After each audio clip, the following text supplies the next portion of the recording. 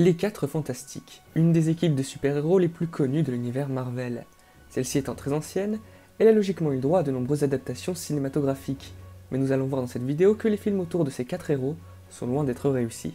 Les 4 Fantastiques est le nom d'une équipe de super-héros évoluant dans l'univers Marvel de la maison d'édition Marvel Comics. Créé par Stan Lee et Jack Kirby, le groupe apparaît pour la première fois en novembre 1961 dans le premier numéro de sa propre série, faisant ainsi de cette dernière la plus longue série éditée par la Maison des Idées. Exposé à une dose massive de rayons cosmiques lors d'une mission spatiale, le scientifique Reed Richards, son ami Ben Grimm, sa fiancée Susan Storm et le frère de cette dernière Johnny acquièrent des pouvoirs surhumains. Ils deviennent respectivement Mister Fantastique, le leader du groupe capable de déformer son corps malléable comme un élastique, la Chose, un colosse de pierre de couleur orangée doué d'une force et d'une résistance titanesque, la Femme Invisible qui peut devenir invisible et créer des champs de force eux aussi invisibles, et la Torche Humaine qui, comme son nom l'indique, est capable d'enflammer son corps, de voler dans les airs et de générer des rafales de flammes. Sous le nom des 4 Fantastiques, les 4 amis utilisent leurs pouvoirs pour lutter contre des super-vilains extraterrestres ou provenant d'autres dimensions qui menacent la Terre. Même si Galactus ou Kang le Conquérant sont des ennemis récurrents du groupe, le vilain principal de ces derniers n'est autre que le Docteur Fatalis, un génie scientifique mégalomane possédant des connaissances basiques dans les arts occultes et mystiques. Il fait sa première apparition dans le 5e numéro de la série de comics dédiée aux 4 Fantastiques.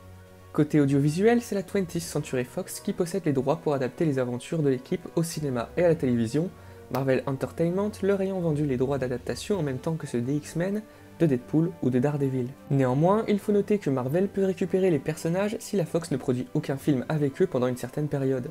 C'est d'ailleurs ce qui se passe avec Daredevil et Elektra, que Disney récupère en 2014. Ainsi, une première adaptation des 4 Fantastiques voit le jour en 1994, mais n'est jamais sortie.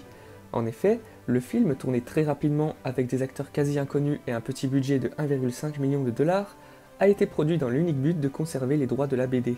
Le film, d'une durée de 90 minutes, est réalisé par Ole Sasson. Il met en scène l'origine du groupe, l'obtention de ses pouvoirs et son affrontement avec le Docteur Fatalis. Vous pouvez retrouver le film gratuitement sur YouTube en VSTFR, mais j'avoue que je n'ai pas eu le courage de le regarder.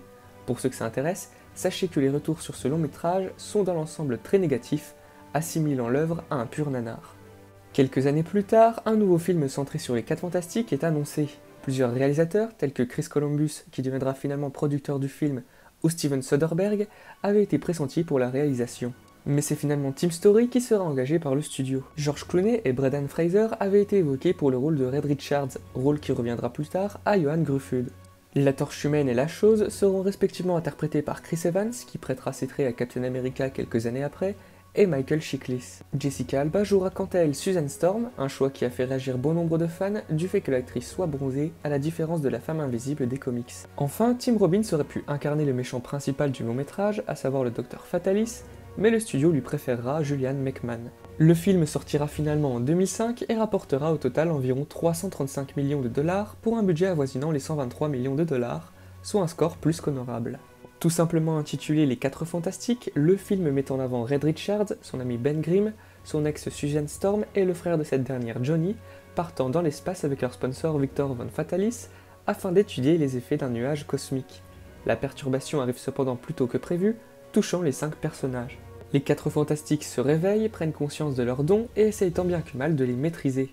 Ils décideront par la suite de les utiliser pour faire le bien. Fatalis, quant à lui, voit son entreprise s'écrouler à cause de son investissement non rentable dans la mission de Richards. Il se transforme petit à petit en un être métallique capable de générer de l'électricité et tente de retourner la chose contre les autres.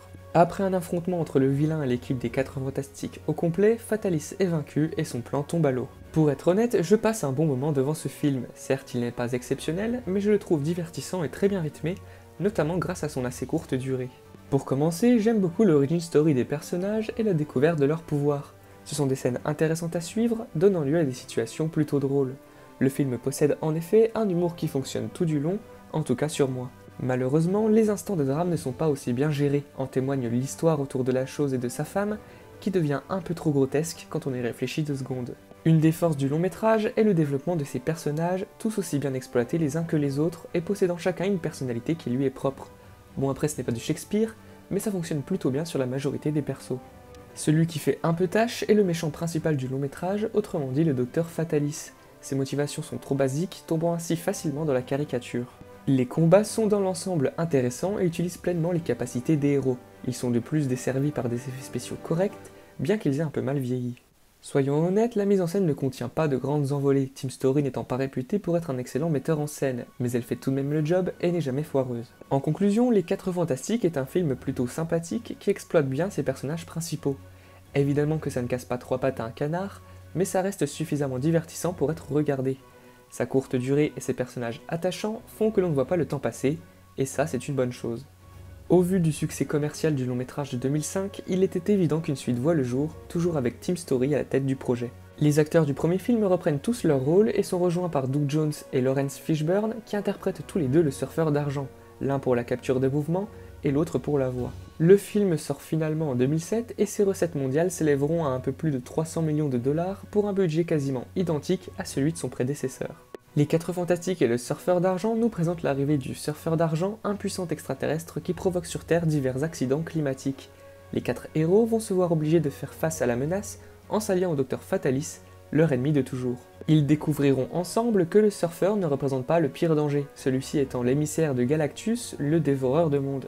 La Terre n'a alors plus que 7 jours devant elle. Bien évidemment, Fatalis finit par trahir nos héros, mais sera vaincu une fois de plus par Johnny Storm, maîtrisant les pouvoirs de ses coéquipiers. Quant au surfeur d'argent, il s'opposera à Galactus et détruira la créature, sauvant ainsi de justesse la planète Terre. J'ai beau être indulgent avec lui, mais je n'aime pas ce film. Il a selon moi beaucoup de défauts, et malgré sa courte durée, encore plus courte que le premier d'ailleurs, je m'ennuie en le visionnant. Le principal défaut que je relève est le côté cartoon et beaucoup trop burlesque du film, en témoigne la présence du véhicule volant Fantastic Car. Là où l'humour du premier film fonctionnait très bien selon moi, il est ici lourd et tombe à plat dans la majorité des cas. Je déteste également le Galactus tout moisi présenté dans ce long métrage. Je sais qu'il ne faut pas juger un film à partir du matériau de base, mais il y a tout de même des limites. En effet, son apparence ici est totalement ratée, et a d'ailleurs été contestée par les fans. Il a la forme d'une tempête nuageuse, alors que dans les comics, c'est un humanoïde mesurant une dizaine de mètres de haut, vêtu d'un costume bleu et mauve, et ayant un casque évoquant les couvre-chefs de la civilisation Maya. En plus de ça, il n'est présent que pendant quelques minutes, alors qu'il est censé être un des ennemis les plus puissants de l'univers Marvel, rien que ça. Le film ne contient pas énormément d'action, et les rares scènes de combat sont molles et poussives. De plus, les effets spéciaux ne se sont pas améliorés depuis le premier. Côté écriture, les personnages sont beaucoup moins travaillés que dans le précédent long métrage. Ils en deviennent presque ringards et trop peu intéressants. Pour conclure, Les 4 Fantastiques et le surfeur d'argent est un film que je n'aime pas pour un tas de raisons. C'est oubliable, grotesque, et ça n'exploite pas correctement ses personnages, qui offraient pourtant de très nombreuses possibilités. C'est selon moi le pire film sur les 4 Fantastiques, à la limite du nanar. A l'origine, l'équipe des 4 Fantastiques devait avoir le droit à une trilogie. Cependant, le box-office du deuxième opus est jugé décevant par le studio, qui a donc annulé le troisième volet, malgré le souhait du réalisateur d'introduire le personnage de Black Panther, interprété par Djimon Hounsou. En 2010, Zack Stentz et Ashley Miller sont engagés pour écrire un film qui réunirait les personnages Marvel dont la Fox détenait les droits, c'est-à-dire les X-Men, Deadpool, Daredevil et les 4 Fantastiques. Le film devait être inspiré de l'arc Civil War. Paul Greengrass était en négociation pour le réaliser, mais il entra en pause indéterminée à la suite de soucis d'emploi du temps. Warren Ellis fut quant à lui approché pour écrire une seconde version du script. Mais le projet est finalement annulé lorsque les droits de Daredevil sont récupérés par Disney en 2014. L'arc Civil War fut par la suite adapté par Marvel Studios dans Captain America Civil War. En 2009, la 20th Century Fox annonce un reboot des 4 Fantastiques. En 2012, Josh Trank, à qui l'on doit l'excellent Chronicle, est annoncé à la réalisation et Jeremy Slater au scénario. Un an et demi plus tard, Simon Kinberg est embauché pour coécrire et produire le film. En février 2014, le casting est dévoilé. Miles Taylor sera Mr. Fantastic, Kate Mara sera la femme invisible, et Jamie Bell incarnera la chose. Quant à la torche humaine, elle sera jouée par Michael B. Jordan, un choix critiqué par les fans à cause du changement de couleur de peau du personnage par rapport à la version originale du comics. Enfin, Toby Kebbell est annoncé dans le rôle du Docteur Fatalis. Le film, voulant proposer une version modernisée du groupe de héros, reprend de nombreux éléments des comics Ultimate Fantastic Four, dans lesquels l'origin story de l'équipe est totalement réinventée. Le long métrage sort finalement en 2015 et fut un échec commercial, rapportant seulement 168 millions de dollars à l'international, pour un budget de 122 millions de dollars. On suit dans ce film 4 jeunes scientifiques se téléportant dans un univers parallèle dangereux qui fait subir à leur corps des transformations irréversibles. L'un d'eux, Victor Von Fatalis, est laissé pour mort sur cette planète. Le retour des 3 autres, rendu possible grâce à Susan Storm qui n'était pas partie avec eux, transforme également cette dernière. Les héros se réveillent alors dotés de capacités surhumaines et apprennent à les maîtriser pendant plusieurs mois. C'est alors qu'une nouvelle expédition dans l'univers parallèle permet le retour de Victor, qui se fait désormais appeler le Docteur Fatalis. Cependant, celui-ci est devenu fou et souhaite désormais détruire la Terre. Les 4 fantastiques finissent par s'unir, parvenant à tuer leur ennemi et sauver la planète. J'ai un avis plutôt mitigé sur ce film. D'un côté, je le trouve assez bon, même si pas au niveau du film de 2005, et de l'autre, je ne peux pas m'empêcher de me dire qu'il aurait pu être mieux. En effet, la première partie du long métrage est selon moi réussie, car elle prend le temps de bien développer ses personnages. En revanche, la seconde partie est rushée, à l'image du combat final manquant cruellement de grandiose, et beaucoup trop court pour être apprécié. On ne peut néanmoins pas tout à fait critiquer Josh Trank pour les défauts apparents du long métrage, car même s'il est crédité en tant que réalisateur et co-scénariste, il n'a pas totalement eu carte blanche sur le projet. Car oui, sa version du film faisait en réalité 140 minutes, alors qu'il comptait la réduire à 130 minutes, la version sortie au cinéma ne dure que 101 petites minutes, étant selon lui une version saccagée de son film. Bon après, nous ne pouvons pas totalement le défendre non plus, puisque la mise en scène reste assez classique et n'a rien d'impressionnant. Il y a quelques choix intéressants, mais rien de plus. En ce qui concerne le Dr Fatalis, je trouve qu'il pue pas mal la classe. J'adore son design ainsi que ses pouvoirs qui semblent illimités. Malheureusement, tout comme le vilain du film de 2005, ses motivations sont basiques et le personnage en devient caricatural dans le combat final. À part cela, rien ne marque les esprits, à l'image de la musique qui certes accompagne bien ce qui se passe à l'écran, mais qui restera pas dans les annales. Les 4 fantastiques de 2015 est donc assez moyen, on retient quelques bonnes choses, mais il a malheureusement plus de mauvais que de bons, la faute au studio qui a trop bridé le réalisateur. On aurait pu assister à quelque chose d'excellent, mais il n'en est rien, et c'est bien dommage car il y avait du potentiel. Avant même le début de tournage du film, la Fox annonce une suite avec une date de sortie prévue pour l'été 2017. Cependant, en raison de l'échec critique et commercial du film, l'avenir de la saga est remis en question. Cette suite finira par tomber dans l'oubli et ne verra jamais le jour. Mais l'espoir renaît avec le rachat de la 20th Century Fox, rebaptisée par la suite 20th Century Studios, par Disney. En effet, ce rachat signe l'acquisition des personnages Marvel détenus jusqu'à présent par la Fox par Marvel Studios, ces derniers pouvant dès à présent les intégrer dans le MCU. Ainsi, Marvel annonce officiellement un film sur les 4 fantastiques réalisé par John Watts, à qui l'on doit la trilogie Spider-Man du MCU.